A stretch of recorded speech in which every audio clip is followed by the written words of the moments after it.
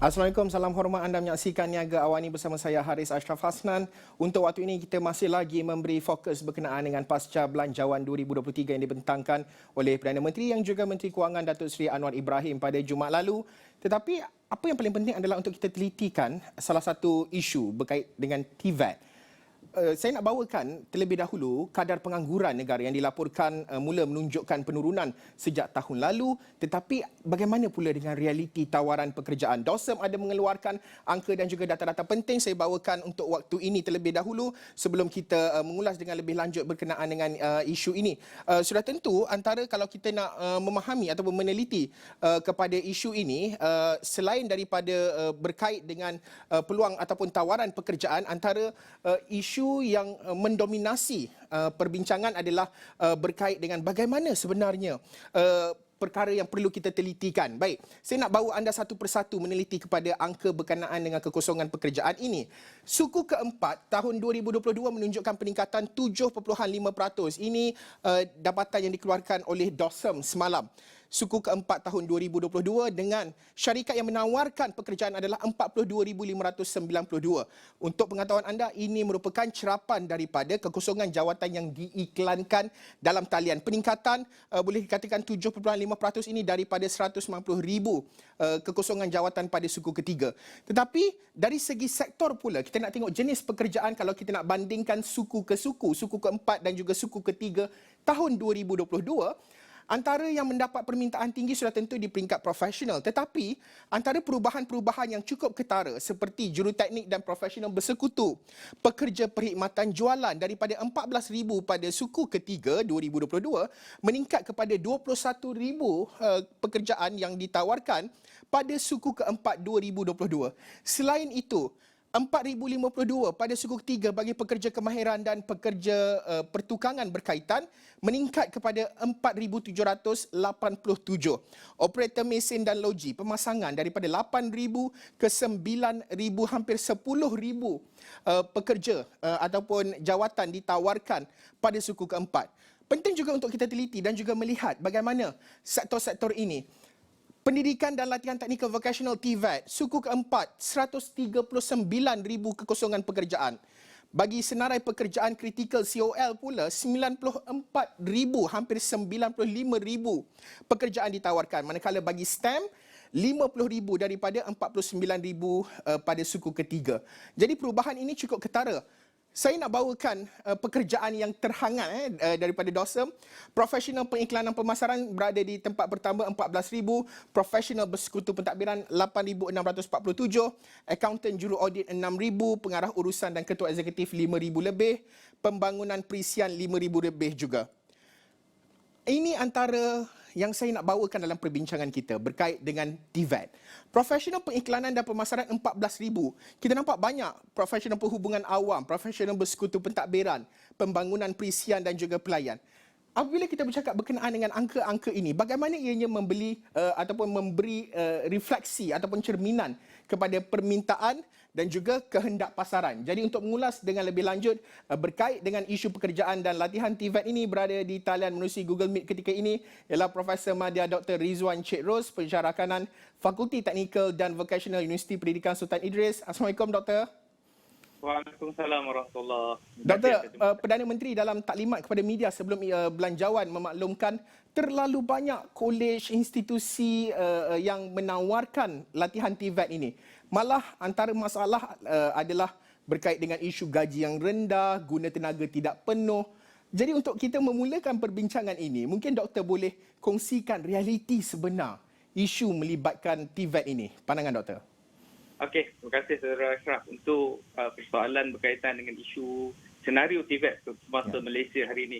So kalau kita tengok statistik oleh EPU, Unit Perancang Ekonomi Jabatan Perdana Menteri sehingga tahun 2020-2021, ada hampir 1,000 lebih institusi TVET yang berada di Malaysia yang melibatkan 11 dan kadang-kadang sekarang ada orang tambah 12 kementerian yang terlibat dalam pendidikan dan latihan teknikal dan vocational. Jadi jumlah itu cukup besar. Dan yang disebutkan oleh Yang Amat Berhormat Perdana Menteri berkaitan dengan bajet yang sangat besar iaitu 6.7 bilion berkaitan TVET, ini adalah realiti yang berlaku di Malaysia. Dan kalau kita lihat, punca utama ialah berlakunya pelbagai institusi adalah bila mereka melihat bahawa bajet TVET yang cukup besar ini merupakan peluang untuk mereka menambah dana kepada pelbagai institusi latihan ataupun kementerian untuk melatih belia-belia Malaysia ataupun golongan rentan tertentu dalam bidang TVET. Dan kalau kita lihat hari ini,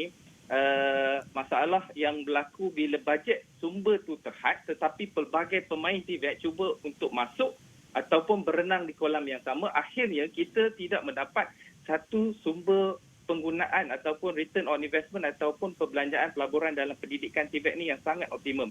Sebab sebagai contoh, kalau di 6 kementerian utama yang mempunyai institusi latihan kemahiran awam TVET di bawah pelbagai kementerian, 6 kementerian utama itu, so maksudnya kalau bidang otomotif itu semua kementerian mempunyai bidang latihan otomotif. Jadi dekat situ kalau kita lihat di bawah bajet yang disebutkan oleh Yang Berhormat Perdana Menteri ialah bagaimana DRB Highcom boleh dioptimumkan untuk membantu institusi latihan TVET berfokus kepada pusat kecemerlangan automotif. Jadi mungkin sekarang ni kita melihat mungkin ada 6 institusi latihan kemahiran di bawah pelbagai kementerian yang fokus kepada automotif. Jadi mungkin dengan masuknya industri di dalam industri TVET dalam Malaysia, mungkin selepas ini jumlah itu semakin berkurang dan fokus bajet 6.7 bilion ataupun fokus bajet daripada DRB Highcom atau mana-mana government link company ataupun syarikat berkaitan kerajaan dapat berfokus untuk meningkatkan kualiti kepada sistem latihan TVET. Dan kalau kita tengok yang Saudara Ashraf tadi bentangkan tentang pelbagai jenis jawatan kosong, hari ini bila kita bercakap tentang gig ekonomi, pekerjaan dulu bukan sama seperti program-program yang ditawarkan oleh Institut Latihan Kemahiran Awam ataupun mahupun universiti awam, iaitu kalau keluar belajar bidang elektrik, keluarnya bekerja di dalam bidang elektrik. Tapi hari ini, industri hari ini dah sangat komprehensif, dah sangat holistik.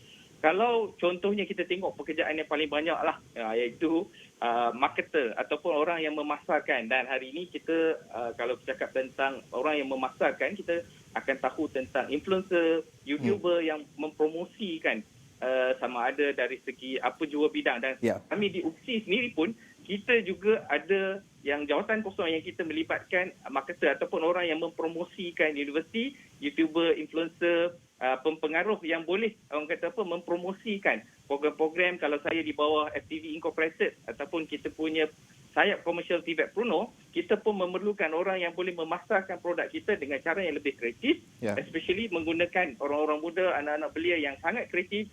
Dan hari ini kita tengok pekerjaan-pekerjaan baru muncul, dan pekerjaan hari ini dia tidak berfokus kepada satu bidang saja, tapi dia merentas pelbagai bidang dan dia berfokus kepada multi skill ataupun penggunaan pelbagai skill untuk bekerja dalam satu-satu bidang. Dan hari ini bila kita tengok yang macam Saudara Ashraf sebut juga bilangan statistik unemployment, dan hari ini bila kita dengar juga Institut Latihan TVET melaporkan bahawa kadar kebolehpasaran mereka 90% ke atas. Kalau contohnya College Vocational di bawah Kementerian Pendidikan Malaysia melaporkan sehingga 97.8, tetapi itu adalah secara keseluruhan. Dan kita tengok secara mendalam dalam kajian yang kami buat ialah hampir 50% bekerja bukan di dalam bidang yang dipelajari. Maksudnya mereka mungkin apabila bergraduat, mereka bekerja dalam bidang-bidang yang boleh mendapatkan pendapatan. Sama ada Dr. Rizwan.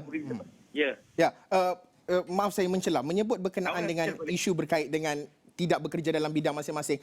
Inisiatif yang diumumkan dalam Belanjawan 2023 ini lebih tertumpu atau bunyinya seperti place and train, bukan lagi train and place. Maksudnya ketika ini kita latih mereka yang nak menceburi bidang TVET ini ke college, institut latihan dan sebagainya, barulah habis belajar, baru nak cari kerja, nak masuk training dekat mana. Tetapi kali ini nampaknya lebih kepada place, letakkan mereka dahulu di syarikat korporat GLC ini dan kemudian latih mereka. Pandangan doktor melihat kepada inisiatif ini? Okey, yang pertama sekali terima kasih Saudara Ashraf. So, inisiatif yang diwawarkan oleh Yang Berhormat Perdana Menteri dalam bajet ini adalah inisiatif yang sebenarnya telah lama ditekankan oleh pemain-pemain TVET, sama ada pakar-pakar TVET, pakar rujuk TVET. Sebab sumber ni kalau kita lihat sejarah perkembangan TVET yang paling besar dalam dunia ni, kita banyak merujuk kepada Jerman. So Jerman sangat hebat dalam melatih konsep train and place. Maksudnya melibatkan industri melatih bakar-bakar pekerja mereka anggap itu sebagai satu pelaburan, dan proses ini dia sudah mula dilaksanakan di Malaysia di bawah skim latihan dual nasional di bawah Jabatan Pembangunan Kemahiran. Ya. Cumanya penglibatan daripada industri korporat-korporat besar mungkin belum cukup untuk menonjolkan SLDN ataupun sistem latihan dual nasional di Malaysia ini. Walau bagaimanapun terdapat industri-industri dari Jerman yang beroperasi di Malaysia dan juga syarikat seperti McDonald, Domino's sudah memulakan yang kita panggil sebenarnya konsep trade and place ni adalah konsep apprenticeship ataupun konsep perantisan di mana industri melatih pekerja mereka sesuai dengan keperluan syarikat mereka dan akhirnya pelatih-pelatih tersebut boleh bekerja di dalam syarikat tersebut ataupun syarikat-syarikat yang berkaitan. Dan kalau kita tengok disebutkan juga tentang PSDC, Penang Skill Development Corporation yang diterajui oleh industri dan sebenarnya dalam konteks umum di Malaysia, kebanyakan institut latihan TVET, institut kemahiran TVET memang sudah mempunyai jawatankuasa hubungan industri dan kalau di bawah majlis TVET pun kita ada GITC yang melibatkan industri sebagai pakar rujuk. Tetapi konsep trade and place ini kita memerlukan kerjasama industri yang sangat-sangat kuat. Disebabkan apabila trade and place, coach adalah daripada industri. Dan industri perlu melihat ini adalah sebagai satu proses. Dan mungkin buat permulaan kita melihat 10 syarikat korporat utama JLC yang mempelopori bidang-bidang tertentu. Namun demikian, yang lebih kita perlukan adalah pelibatan daripada semua. Namun bila kita kaji, dalam kajian kita melihat bahawa sebenarnya 80% syarikat yang berada di Malaysia ini adalah micro, small, medium enterprise. Iaitu syarikat kecil dan sederhana. Jadi dekat situ kita hadapi kekangan-kekangan daripada syarikat ini, bagaimana mereka beroperasi dalam masa sama membantu melatih melalui konsep perantisan ataupun dual national ini iaitu train, kita latih di industri dan akhirnya bekerja di industri ataupun dia boleh bekerja dalam industri-industri yang berkaitan. Kalau kat sini, ini adalah satu konsep yang paling ideal yang perlu disokong. Cuma industri perlu ada pelaburan lah menganggap bahawa apa yang mereka latih itu adalah sebagai satu pelaburan untuk TVET. Ya, sudah tentu ini merupakan satu usaha yang cukup penting, penglibatan antara kerajaan, JLC, syarikat-syarikat korporat, institusi-institusi TVET itu juga perlu ada satu langkah dasar yang holistik dalam melahirkan graduan yang berdaya maju dan juga berkualiti tinggi, berkemahiran tinggi dalam bidang TVET ini. Terima kasih sekali lagi Profesor Madya Dr. Rizwan Cik Ros, Pensyarah Kanan Fakulti Teknikal dan Vocational Universiti Pendidikan Sultan Idris. Terima kasih.